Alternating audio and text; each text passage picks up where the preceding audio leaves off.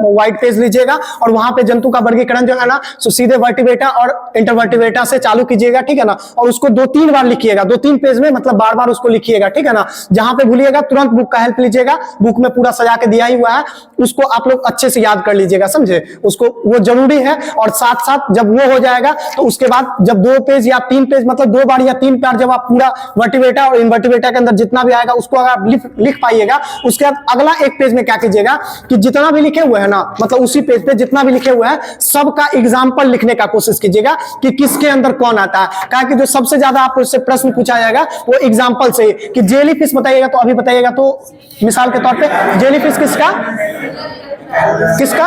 Echinodermata का, jelly fish, sorry jelly fish में star fish किसका आ जाता है, तो इकाइनोडर्मेटा का। इसी तरह का जितना भी एग्जांपल है ना वो सारा, सिल्वर फिश किसमें आ जाता था, सिल्वर फिश आर्थ्रोपोडा के अंदर, किसमें, आर्थ्रोपोडा के अंदर, इंसेक्ट्स में, किसमें, इंसेक्ट्स में। आर्थ्रोपोडा के अंदर किसमें आ जाता था, इंसेक्ट्स में आ जाता। इसी तरह का जितना भी एग्जांपल कल बताए थे ना, सब एग्जांपल को क्या, हाँ, झींगा प्रॉन्स भी उसी में आ जाता था। तो जितना भी एग्जांपल है ना सब एग्जांपल को आप लिख लीजिएगा, ताकि क्वेश्चन जो बनेगा वो एग्जांपल से ही बनेगा।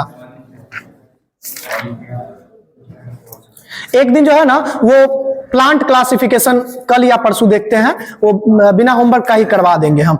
जैव प्रौद्योगिकी कल था, जैव प्रौद्योगिकी तो याद हो ही, मतलब हो ही गया था, कल हो गया था, इसमें कुछ था ही नहीं। अगर नहीं हुआ तो फिर से करवा देते हैं। अच्छा, हेरार्की याद है ना आप लोग को, कल जो हेरार्की बताए थे, जंतु का जो वर्गीकरण किया गया था उसका हेरार्की क्या था, याद है ना, किंगडम, फाइलम, क्लासेस। बोलिए तो 3-3 करके याद कर लेंगे, kingdom, phylum, classes, order, family, genus, species.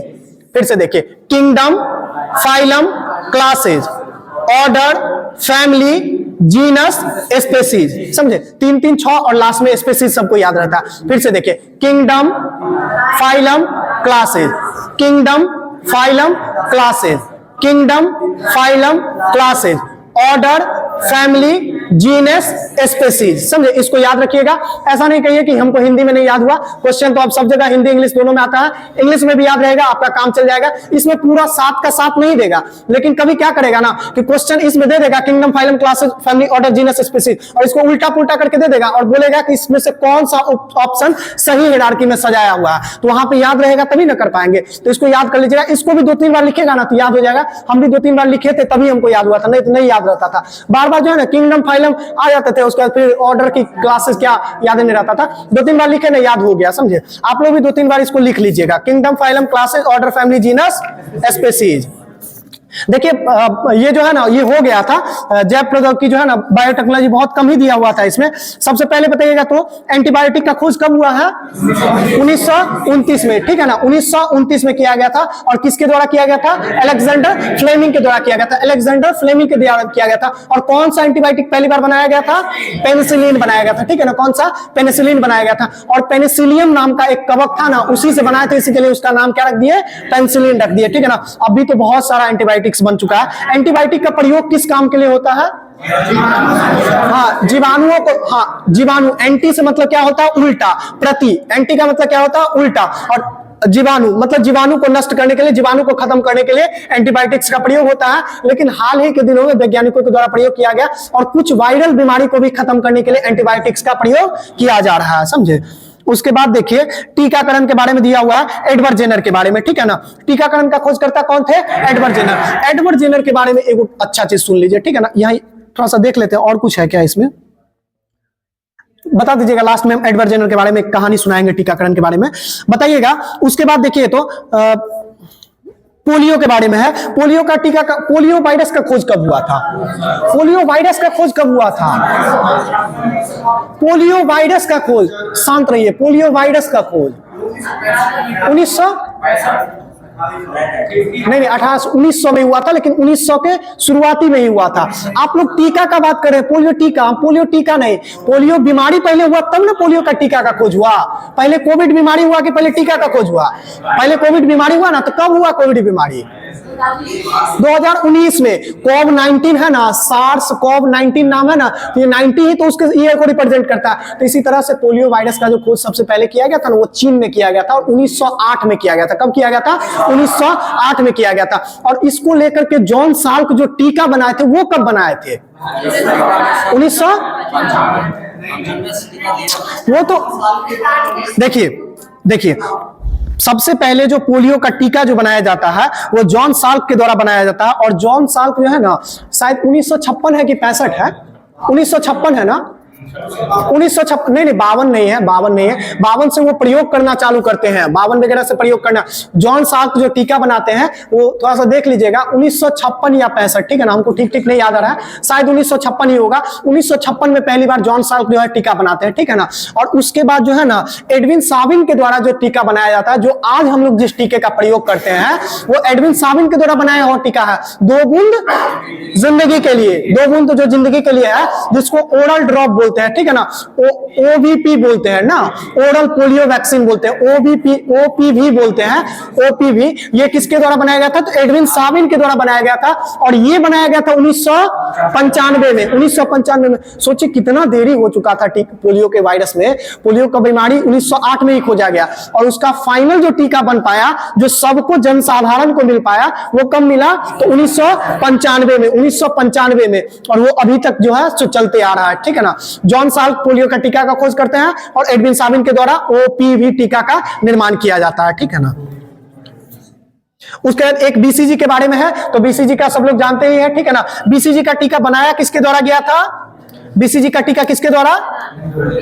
देखिए एक ग्यूडिन या कैलीमेट नाम के एक वैज्ञानिक रहते हैं, ठीक है ना, उन्हीं के नाम पे जो है ना बीसीजी का टीका का नाम रखा गया है, ठीक है ना, वैसिलस कैलीमेट ग्यूडिन करके, ठीक है ना। ये जो है किस बीमारी से प्रोटेक्शन देती है? क्षय रोग या फिर टीबी या फिर यक्ष्मा जिसको बोलते हैं, ट्यूबरक्लोसिस नहीं है, उसी ट्यूबरक्लोसिस जो एक बैक्टीरियल बीमारी है, एक जीवाणु जनित बीमारी है, उससे हमको सुरक्षा प्रदान करती है। और ये जन्म के तुरंत बाद लगाया जाता है। आपका जन्म हुआ तुरंत डॉक्टर टीका लगा दिया, ठीक है ना। हाँ, 24 घंटा के अंदर ही, जितना जल्दी लग जाए उतना बेहतर माना जाता है ये बीसीजी का टीका, ठीक है ना। उसके बाद एक है डीपीटी, ठीक है ना, इसको ट्रिपल वैक्सीन भी बोलते हैं। हालांकि अब जो है पेंटा वैक्सीन भी बन गया है, समझे, मतलब एक टीका पड़ेगा वो 5 बीमारी से आपको रक्षा करेगा। तो हाँ, लेकिन डीपीटी का भी प्रचलन जो है सो ज्यादा है, ठीक है ना, जिसमें 3 बीमारी से आपको कवर मिलती है। कौन कौन सी बीमारी को? तो डी से डिप्थीरिया, पी से पर्ट्यूसिस और टी से टेटनस, समझे। यही डिप्थीरिया, पर्ट्यूसिस, टेटनस के नाम से इसको एक शब्द लेकर के डीपीटी नाम दे दिया गया है, ठीक है ना। और ये तीनों कैसी बीमारी है? तो कैसी बीमारी है? बैक्टीरियल बीमारी। कैसी बीमारी है? बैक्टीरियल बीमारी है, ठीक है ना, जीवाणु जनित बीमारी है डीपीटी। ट्रिपल वैक्सीन है। और टेटनस का जो है ना अन्य नाम क्या है? एक लॉक जॉ भी बोलते हैं। हाँ, क्योंकि इस बीमारी के अंत में क्या होता है, जब ये बीमारी चरम पे होती है ना, तो उस समय लोगों का जबड़ा, ये इसको जॉ बोलते हैं, ये जबड़ा ना लॉक हो जाता है, मतलब मुंह खुलते ही नहीं रहता है, ठीक है ना। इस बीमारी में क्या होता है कि मुंह नहीं खुलता है, इसके लिए इसको लॉक, मतलब मुंह लॉक हो जाता है, इसके लिए इसको लॉक जॉ बोलते हैं, ठीक है, टिटनस को। और टिटनस के लिए जो वैक्सीन दिया जाता है, हालांकि वैक्सीन नहीं है, वो वैक्सीन नहीं है, उसके लिए जो दवा चलती है वो कौन सी है? तो एटीएस, समझे, anti tetanus serum, anti tetanus serum. हम लोग जो देखते हैं हाथ उठ कट जाता है तो मम्मी तुरंत कहती है ना कि जाओ टिटनस वाला सुइया लगवा कर आओ, तो हम लोग जो जाते हैं डॉक्टर के पास और टिटनस का जो सुइया लगाता है ना, वो यही सीरम डाल देता है। क्या चीज डाल देता है? एटीएस, एंटी टेटनस सीरम डाल देता है, समझे। टाइफाइड के लिए एक वैक्सीन बनी है, ठीक है ना, जिसका प्रचलन भी बहुत ज्यादा नहीं है, लेकिन ये लगाई जाती है टीका। इसको क्या बोलते हैं? इसको टैब बोलते हैं, TAB करके, समझे। टाइफाइड एंटी बैक्टीरिया बोलते हैं। क्या बोलते हैं? टाइफाइड एंटी बैक्टीरिया बोलते हैं। ये टैब है और ये भी बैक्टीरियल बीमारी ही है। अल्कोहल के बारे में थोड़ा सा है। अल्कोहल का निर्माण कैसे होता है? तो किण्वन से, समझे। जब किसी भी आप जो है ना जैविक चीज का आप किण्वन करते हैं, फर्मेंटेशन करते हैं, तो उससे किस चीज का निर्माण होता है? अल्कोहल का निर्माण होता है। किसका निर्माण होता है? तो अल्कोहल का निर्माण होता है। अल्कोहल भी जो है ना ये अपने कार्बनिक संरचना के आधार पर जो है अलग अलग हो जाता है, ठीक है ना। एथाइल, मेथाइल, प्रोपाइल ऐसे करके अल्कोहल बनते जाता है, जिसमें से सिंपल अल्कोहल किसको बोलते हैं ये बताइएगा? मेथाइल किसको बोलते हैं? क्या हुआ? जहरीला, देखिए सरल अल्कोहल, जहरीला अल्कोहल, या फिर वुड अल्कोहल, या फिर वुड नेफिया, समझे। ये सब जो है नाम किसका है? तो मिथाइल अल्कोहल का। मेथ एथ प्रोप होता है, ठीक है ना, जिसमें कार्बन का परमाणु का संख्या कितना, 1, उसको मिथाइल अल्कोहल बोलेंगे, समझे। ये सबसे सिंपल अल्कोहल होता है, सबसे सरल अल्कोहल होता है, समझे। इसी को बुडनेफिया भी नाम दिया जाता है, इसको भी सरल अल्कोहल भी कहते हैं। और इस ये जो अल्कोहल होता है ना, ये हम लोग के शरीर के डाइजेशन के लिए नहीं बना हुआ है। हम लोग अगर पिएंगे तो चांस है कि हम लोग उसी दिन मृत्यु को प्राप्त कर लेंगे, समझे। तो मिथाइल अल्कोहल जो है ना वो जहरीला अल्कोहल होता है। मिथाइल अल्कोहल कैसा होता है, जहरीला। और हम लोग का पीने वाला जो अल्कोहल है वो कौन सा है, एथाइल अल्कोहल। अरे नहीं, कोई अल्कोहल नहीं पीना चाहिए, सब अल्कोहल जो है थोड़ा बहुत जहरीला है, समझे। कोई अल्कोहल पीने वाला हम लोग का नहीं है, लेकिन अगर मन है कि हमको पीना ही है तो आप एथाइल अल्कोहल पी सकते हैं। देखिए जितना भी स्पिरिट होता है ना, जितना भी डॉक्टरी स्पिरिट होता है, मेडिकल स्पिरिट होता है, उसका गलत प्रयोग से बचने के लिए उसमें कौन सा अल्कोहल मिलाया जाता है, तो मिथाइल अल्कोहल। वो रहता है एथाइल अल्कोहल, जिसको आप पी करके मस्त नशा प्राप्त कर सकते हैं। लेकिन उसको जानता है सरकार कि इसका गलत उपयोग हो जाएगा, तो उसमें कौन सा अल्कोहल मिलाया जाता है, मिथाइल अल्कोहल। क्योंकि मिथाइल अल्कोहल कैसा होता है, जहरीला होता है, और उस डब्बा पे लिख देता है कि ये पॉइजनस अल्कोहल है, समझे। तो उसको कोई नहीं पीता है। लेकिन हमारे कुछ महानुभाव होते हैं कि भाई मरेंगे तो मरेंगे, लेकिन हमको पीना ही है। तब ना देख रहे हैं बिहार में बहुत सारी ऐसी दिक्कत आ रही है। और अल्कोहल का बराबर सेवन करने से एक बीमारी होती है जिसको क्या बोलते हैं, तो वो मतलब लिवर कैंसर भी कहलाता है, और इसको सिरोसिस भी बोलते हैं। क्या बोलते हैं, सिरोसिस भी बीमारी होती है, वो लिवर में होती है। उसके बाद बायोडीजल के बारे में है, तो बायोडीजल जो है ना, यानी कि अगर आप किसी भी जैविक चीज से अगर आप मतलब ईंधन प्राप्त कर रहे हैं तो वो क्या है, बायोडीजल के श्रेणी में आता है, ठीक है ना। किसी भी जैविक चीज से अगर आप ईंधन प्राप्त कर रहे हैं तो किस श्रेणी में आता है, तो बायोडीजल के श्रेणी में आता है। जैसे अभी प्रचलित कुछ खोज हुआ है, उसमें जेट्रोफा का पेड़ है, करंज का पेड़ है, सोयाबीन है, इन सब से जो है ना, इन सब से बायोडीजल निकाला जाता है। उसका प्रयोग जो है मशीनों को चलाने के लिए, गाड़ियों को चलाने के लिए प्रयोग किया जा रहा है, जिससे प्रदूषण थोड़ा सा कम होता है। सीएनजी के बारे में है, कंप्रेस्ड नेचुरल गैस बोलते हैं। क्या बोलते हैं, कंप्रेस्ड नेचुरल गैस बोलते हैं। इसको संपीड़ित द्रवित गैस बोलते हैं। क्या बोलते हैं, संपीड़ित द्रवित गैस बोलते हैं।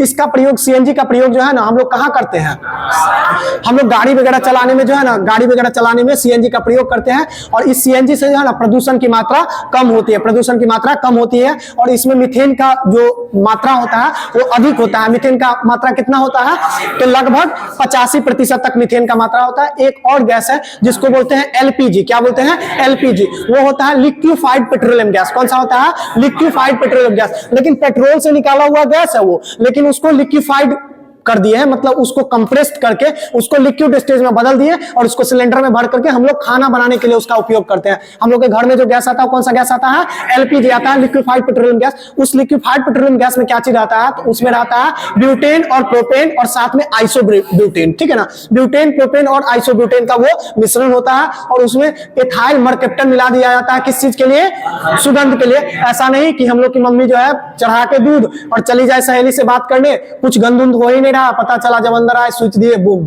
ठीक है ना। तो उसके लिए, उसमें महक के लिए क्या मिलाया जाता है, इथाइल मरकेप्टन या मिथाइल मरकेप्टन, दोनों मिलाया जाता है। इथाइल और मिथाइल मरकेप्टन दोनों मिलाया जाता है, ठीक है ना। उसमें गंध के लिए, उसमें प्रॉपर कोई अपना गंध नहीं होता है। और सीएनजी कहां से निकलता है, तो सीएनजी डायरेक्ट प्रकृति से हम लोग को मिलता है। जो गैस वो नेचुरल गैस है, ठीक है ना, कंप्रेस्ड नेचुरल गैस है। मतलब उसी गैस को लेकर के और कंप्रेस कर देते हैं, और तब उसका यूज करते हैं गाड़ी को चलाने में। सबसे कम जो ये करने वाला है, क्या कहते हैं, प्रदूषण करने वाला, वो कौन सा गैस है, तो सीएनजी गैस। और कौन सा रसायन सबसे कम, किस मतलब ईंधन को जलाएंगे तो सबसे कम प्रदूषण होगा, हाइड्रोजन को, ठीक है ना। हाइड्रोजन को जलाएंगे ना तो सबसे कम प्रदूषण होगा। हाइड्रोजन को जलाने में सबसे कम मतलब प्रदूषण होगा, समझे। लेकिन हाइड्रोजन को छोटे संयंत्र में जलाना संभव नहीं है। जैसे मोटरसाइकिल देखते हैं, इतना को इंजन रहता है, उसमें पेट्रोल डाल के उसमें एनर्जी को कन्वर्ट करके गाड़ी को चला लेते हैं। तो ऐसा नहीं, हाइड्रोजन से भी तो चला सकते थे, हाइड्रोजन का तो कमी थोड़े है। लेकिन हाइड्रोजन को चलाने के लिए इतना छोटा कंपैक्ट में आप नहीं चला सकते हैं, उसके लिए बड़ा मशीन चाहिए। उसको जलाने के लिए और उसको जो उससे एनर्जी प्राप्त करने के लिए बड़ा मशीन चाहिए। इसी के लिए अभी वो प्रैक्टिकली संभव नहीं है। लेकिन कुछ जगहों पे, जैसे अपने पुणे में भी चला था ट्रायल के लिए, एक बस चला था हाइड्रोजन संयंत्र से, हाइड्रोजन ईंधन से चला था, लेकिन वो बंद हो गया ट्रायल के लिए। फिर उस पर रिसर्च चल रहा है।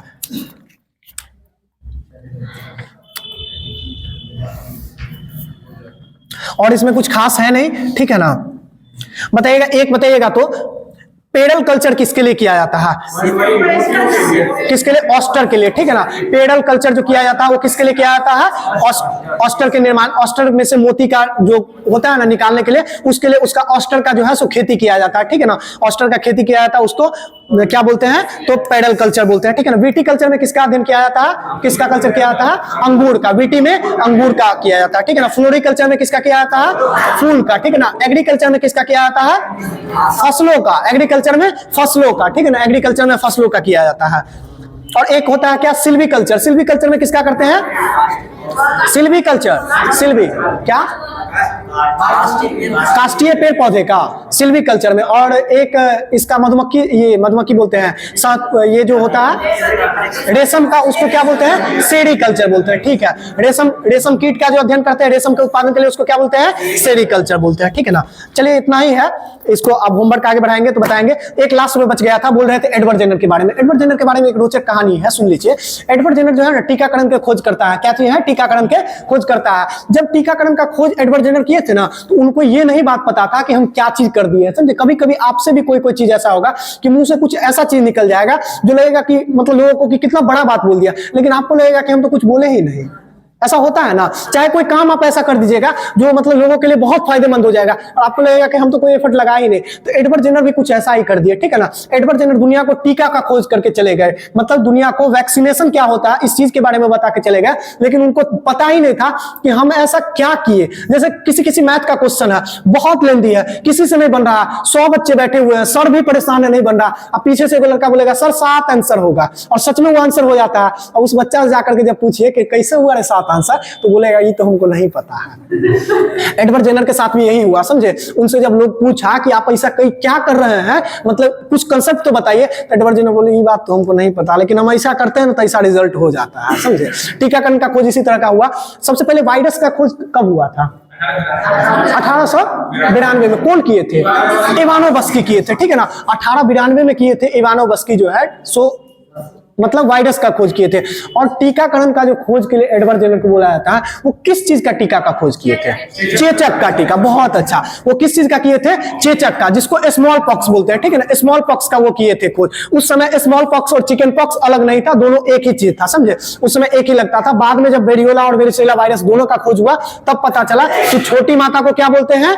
Chicken pox. छोटी माता को क्या बोलते हैं? Chicken pox. और किस वायरस से होता है? वेरिसेला वायरस से। किससे होता है? वेरिसेला वायरस से। और जो जनरल जो होती है बड़ी माता, उसको क्या बोलते हैं? स्मॉल पॉक्स, जो किस वायरस से होती है? तो वेरियोला वायरस से। किससे होती है? वेरियोला से।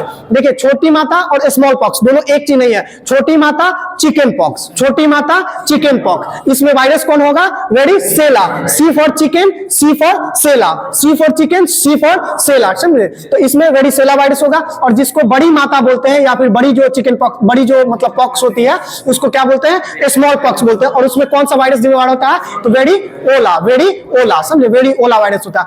उस समय क्या हुआ ना कि एडवर्ड जेनर देखे कि बहुत सारा मतलब लोग देख रहे थे, और एडवर्ड जेनर उस समय में बहुत साइंटिफिक चीज में वो इन्वॉल्व नहीं थे, लेकिन वो क्या किए ना कि देखे कि हमारे आसपास जितने भी है ना, वो जो गाय को पाल रहे हैं उनको चिकन पॉक्स नहीं हो रहा है। सबको तो चिकन पॉक्स, उस समय में चिकन पॉक्स एक बहुत बड़ी बीमारी थी। जैसे आज के समय में कोरोना जैसे आया और कोरोना का वेव थम गया, अगर वो 3, 4, 5 साल तक नहीं थमता तो कितनी बड़ी भयावह बीमारी होती। और सोचिए उस समय में 3, 4, 5 साल तो छोड़ दीजिए, उस समय में साल का साल गुजर जा रहा है और चिकन पॉक्स खत्म होने का नाम ही नहीं ले रहा। जहां तहां लोग मर रहे हैं, समझे। उस समय में उस टीका का कितना वैल्यू रहा होगा ये समझिए। तो वो देखे कि सबके घर में तो हो रहा है, लेकिन जो गाय को पाल रहे हैं ना उनको नहीं हो रहा है। उनमें आखिर ऐसा क्या है जो उनको नहीं हो रहा है? तब पता चला कि अच्छा ऐसा है, ये चिकन पॉक्स सिर्फ और सिर्फ आदमी को नहीं हो रहा है, ये चिकन पॉक्स आदमी के साथ साथ गाय को भी हो रहा है। चिकन पॉक्स आदमी के साथ साथ गाय को भी हो रहा है। और जैसे कोविड में ही था कि जो बहुत कमजोर लोग थे वो तो निपट गए,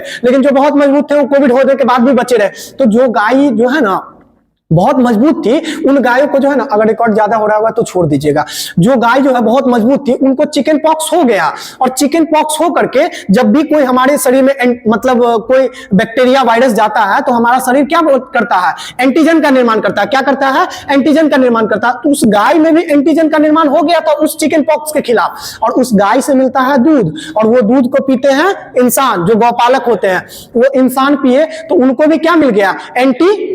एंटीजन उनका मिल गया, किसका? चिकन पॉक्स का एंटीजन मिल गया। तो जब इनको चिकन पॉक्स हुआ तो कोई असर ही नहीं हुआ, क्योंकि इनके शरीर में पहले से ही इस चिकन पॉक्स के लिए एंटीबॉडी मौजूद था। इनको समझ में आ गया कि अच्छा ऐसा बात है, मतलब जिसको एक बार हो गया अगर वो बच गया और तब जो अगर किसी को होगा तो फिर उसको कोई दिक्कत नहीं होगा, मतलब वो बच गया तो इसके बॉडी में कुछ तो ऐसा, उस समय एंटीजन एंटीबॉडी ये सब चीज कुछ नहीं पता था, लेकिन इतना चीज पता चल गया कि बात ये है। वो क्या किए, हम लोग के घर में जैसा कि सूत होता है ना, सूत जिसका एक ये जो होता है सुतरी जिसको बोलते हैं, सुतरी जिसको बोलते हैं, वो क्या किए कि जिसको जिसको चिकन पॉक्स हो रखा था ना उस पॉक्स को वो फोड़ देते थे। क्या करते थे? उस पॉक्स को फोड़ देते थे। उसमें जो मावा रहता था, मतलब उसमें जो द्रव्य रहता था, उस द्रव्य को क्या करते थे, वहां पे वो सुतरी डाल देते थे, ठीक है ना। और सुतरी डाल करके उसको सुखा दिए, उस सुतरी को क्या कर दिए, सुखा दिए, और उस सुतरी को सुखा करके रख लिए अपने पास। और दूसरा किसी को बोले कि आपको जो है सो चिकन पॉक्स से डरो लगता, तो बोलता था हाँ, तो हम इलाज कर सकते हैं, एकदम गारंटेड इलाज कर देंगे कि नहीं होगा। तो बोला कैसे? बोला ये तो नहीं बता पाएंगे कैसे, लेकिन आपको होगा नहीं, ये बात जान लीजिए। आप गारंटी हमसे ले लीजिए, आप कुछ पैसा का कुछ प्रॉपर्टी का हमसे लिखवा लीजिए कि आपको नहीं होगा। तो बोला कि साइंस समझाओ। तो बोला साइंस नहीं समझा सकते हैं, लेकिन होगा नहीं, ये बात कंफर्म है। बोला ठीक है कर दो। कैसे करेगा? तो क्या किए, उसको खरोच दिए, कुछ पार्ट को क्या कर दिए, खरोच दिए, और खरोच करके और वहां से जो सुखा करके लाए थे रस्सी, उस रस्सी को वहां पे बांध के छोड़ दिए। तो अब क्या हो गया, उस पॉक्स में जो वायरस था, वो वायरस अब इनके भी शरीर में आ गया, लेकिन बड़ी सूक्ष्म अवस्था में आया, पूरा अचानक से तो नहीं आया, बड़ी सूक्ष्म अवस्था में आया। तो सूक्ष्म अवस्था में जैसे ही आया तो शरीर को पता चला कि अरे कोई वायरस बाहर से कोई जो है सो आया है, मतलब वायरस बैक्टीरिया जनरेट करो, इसके खिलाफ जो है सो अपना एंटीबॉडी बनाओ। तो उसके खिलाफ एंटीबॉडी बना लिया। WBC का काम ही यही होता है, एंटीबॉडी बनाना। वो एंटीबॉडी बना के रख लिया। अब कभी वो बाहर गया और जब उसको सामना हुआ वास्तविक किससे, वास्तविक वायरस से, वास्तविक चिकन पॉक्स के वायरस से उसके शरीर में आया, तो एंटीबॉडी पहले से मौजूद है, कुछ नहीं हुआ उसको। हुआ कब हुआ, खत्म हुआ, कुछ पता ही नहीं चला, तो हो गया ठीक, ठीक है ना। तो इस चीज से जो है ना टीकाकरण का जनक उनको माना जाता है, जबकि उनको पता नहीं था कि हम क्या प्रोसेस किए हैं। बाद में चल करके जब साइंस मजबूत हुआ, जब माइक्रोबायोलॉजी के संबंध में इतना सारा नॉलेज आया, तब पता चला कि अच्छा ये होता था इस कारण। हालांकि बहुत ज्यादा उनका सक्सेसफुल नहीं रहा, क्योंकि उसका भी एक वैलिडिटी होता है, एक देश से दूसरा देश ले जाने में दिक्कत होता था। प्लस में जो टीका लगाने वाले होते थे, अब सबको तो एडवर्ड जेनर जाके लगाएंगे नहीं, तो जो टीका लगाने वाले होते थे वो क्या करते थे कि टीका नहीं लगा करके, पहली बार में टीका ना लगा करके पैसा ऐंठ लेते थे, बाद में फिर दूसरी बार में बोलते थे हाँ अब जो है दूसरा टीका लगेगा, फिर तीसरा टीका लगेगा, तब काम करेगा। ज्यादा लोगों को थोड़ा सा अंधविश्वास वगैरह होने लगा तो छोड़ दिए। लेकिन एडवर्ड जेनर का यही कहानी था कि उनको वायरस कैसे हुआ, वायरस कहां से आया, इसका हम इलाज कैसे किए, कुछ नहीं पता, लेकिन वो फादर ऑफ वैक्सीनेशन बन गए। ठीक है, आज के लिए इतना ही, छोड़ देता हूं।